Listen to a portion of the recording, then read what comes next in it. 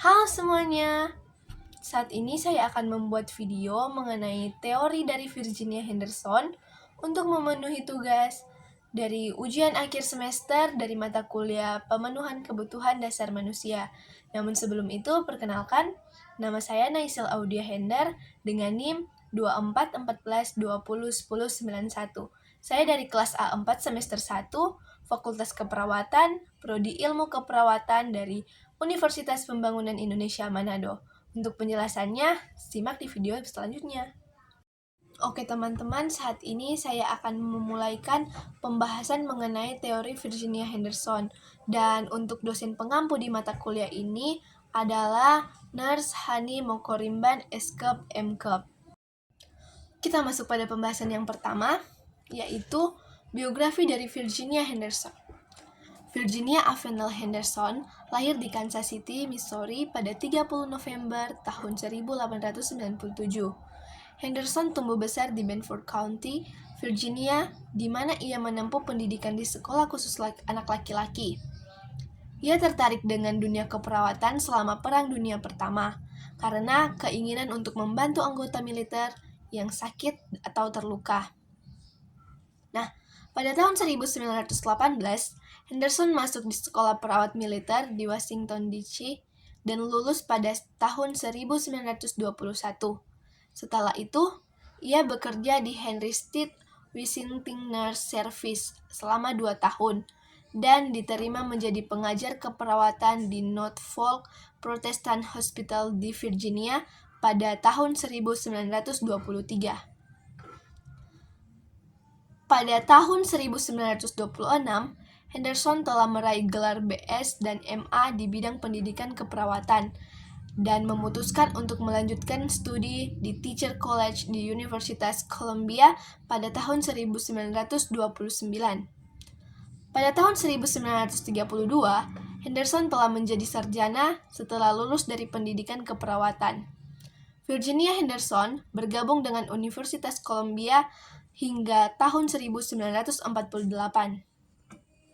Ia kemudian pindah ke Sekolah Keperawatan Yale University sebagai asosiasi peneliti. Sejak itu, hingga 50 tahun kemudian, Henderson memberikan banyak kontribusi yang sangat penting bagi dunia keperawatan. Meski dikenal sebagai ahli teori keperawatan, tujuan Henderson sebenarnya lebih fokus pada hal unik dari konsep keperawatan itu sendiri. Nah, teman-teman, konsep utama dari teori Virginia Henderson itu mencangkup manusia, keperawatan, kesehatan, dan lingkungan. Kita masuk pada pembahasan konsep yang pertama, yaitu manusia. Henderson melihat manusia sebagai individu yang membutuhkan bantuan untuk meraih kesehatan, kebebasan, atau kematian yang damai, serta bantuan untuk meraih kemandirian. Menurut Henderson, kebutuhan manusia terdiri atas 14 komponen yang menjadi tugas penanganan keperawatan. Untuk itu, Virginia Henderson dikenal dengan teori kebutuhan keperawatan. Komponen 14 kebutuhan dasar manusia menurut Virginia Henderson yaitu: yang pertama, kebutuhan bernafas secara normal. Ini meliputi proses pernafasan, oksigenasi, dan ventilasi. Yang kedua, makan dan minum secukupnya, meliputi asupan nutrisi dan cairan yang cukup untuk menjaga kesehatan tubuh. Yang ketiga, kebutuhan eliminasi, meliputi proses ekresi, baik feses maupun urin. Yang keempat, kebutuhan bergerak dan mempertahankan postur tubuh, meliputi mobilitas, aktivitas fisik, dan pemeliharaan postur tubuh yang baik. Yang kelima, kebutuhan tidur dan istirahat, meliputi kebutuhan akan tidur yang cukup untuk memulihkan energi. Yang keenam, kebutuhan berpakaian dan menjaga suhu tubuh, meliputi pemilihan pakaian yang sesuai dengan pengaturan suhu tubuh. Yang ketujuh, menjaga kebersihan tubuh, meliputi perawatan kulit, rambut, dan kuku. Yang kedelapan, menghindari bahaya, meliputi tindakan pencegahan terhadap cedera dan penyakit. Yang kesembilan, berkomunikasi, meliputi kemampuan untuk berkomunikasi dengan orang lain. Yang kesepuluh, beribadah menurut keyakinan, meliputi kebebasan untuk beribadah sesuai dengan agama dan kepercayaan masing-masing. Yang ke-11, bekerja dan merasa berguna, meliputi kebutuhan untuk merasa berharga dan berkontribusi bagi masyarakat. Yang ke-12, berpartisipasi dalam berbagai kegiatan rekreasi, meliputi kebutuhan untuk belajar dan mengembangkan diri. Yang ke-13, mempelajari, menemukan, atau memuaskan rasa ingin tahu, meliputi kebutuhan untuk belajar dan mengembangkan diri. Dan yang terakhir, ke-14, berada dalam keadaan aman.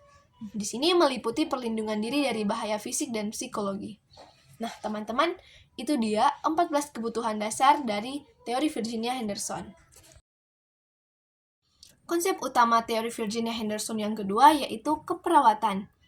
Perawat mempunyai fungsi yang unik untuk membantu individu, baik dalam keadaan sehat maupun sakit.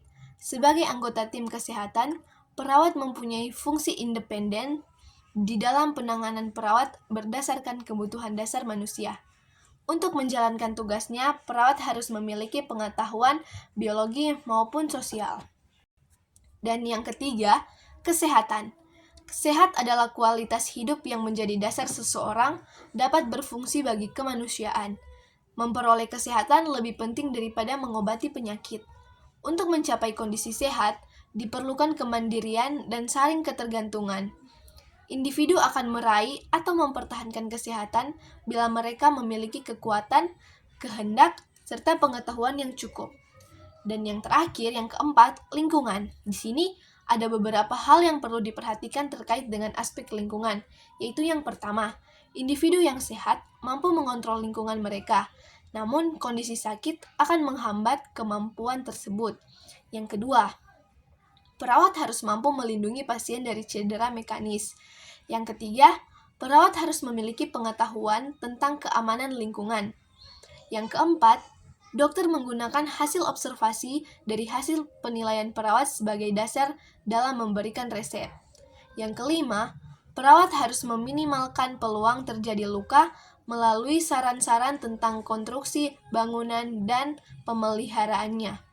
Yang keenam, perawat harus tahu tentang kebiasaan sosial dan praktik keagamaan untuk memperkirakan adanya bahaya. Nah, itu dia penjelasan mengenai konsep utama dari teori Virginia Henderson. Dalam pemberian layanan kepada klien, terjalin hubungan antara perawat dan klien. Menurut Henderson, hubungan perawat dan klien terbagi dalam 3 tingkatan, mulai dari hubungan sangat tergantung hingga hubungan sangat mandiri. Yaitu yang pertama, perawat sebagai pengganti atau substitut. Yang kedua, perawat sebagai penolong atau helper bagi pasien. Yang ketiga, perawat sebagai mitra partner bagi pasien. Kesimpulannya, teori keperawatan Virginia Henderson adalah salah satu teori yang memiliki dampak yang besar dalam pengembangan keperawatan modern. Dalam teorinya, Henderson menekankan pentingnya perawat sebagai pendukung dan fasilitator bagi pasien dalam mencapai kemandirian dalam memenuhi kebutuhan dasar mereka.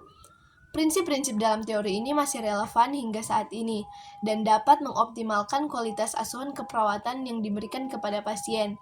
Penerapan teori ini membutuhkan pemahaman yang mendalam tentang setiap kebutuhan dasar manusia, komunikasi yang efektif dengan pasien, penghormatan terhadap etika keperawatan, dan penerapan bukti ilmiah dalam praktik keperawatan. Oke teman-teman, sekian penjelasan dari saya mengenai teori Virginia Henderson. Semoga video ini bermanfaat bagi teman-teman semua.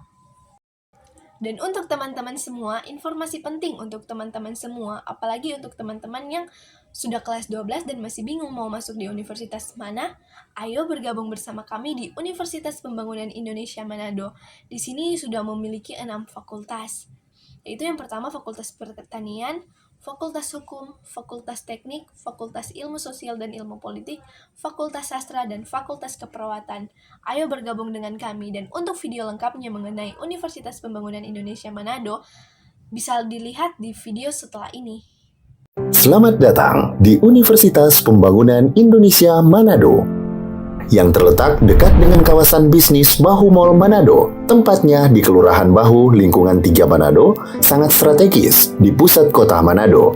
Dibangun di atas lahan seluas 2,5 hektar, Universitas Pembangunan Indonesia Manado berdiri megah dengan ruangan 7 lantai, terdiri dari ruangan kelas, ruangan kantor, perpustakaan, laboratorium komputer, laboratorium keperawatan, pengadilan semu, dan laboratorium bahasa, kantin, serta rooftop di lantai atas.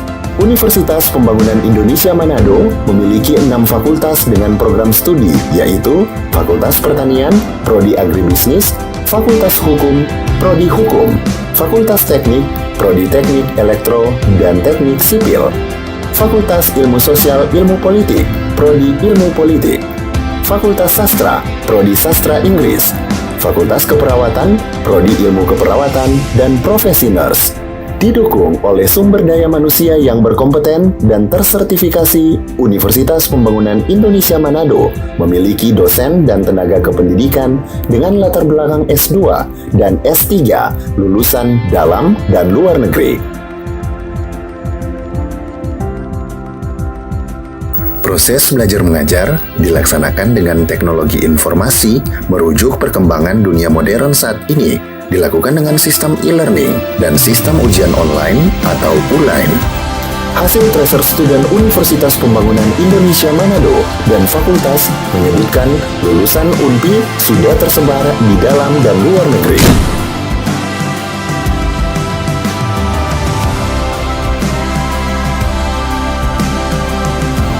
Selamat bergabung putra-putri terbaik bangsa. Kembangkan dirimu, raih cita-citamu setinggi bintang di langit. Kami siap menghasilkan generasi terbaik dan pemimpin di masa depan.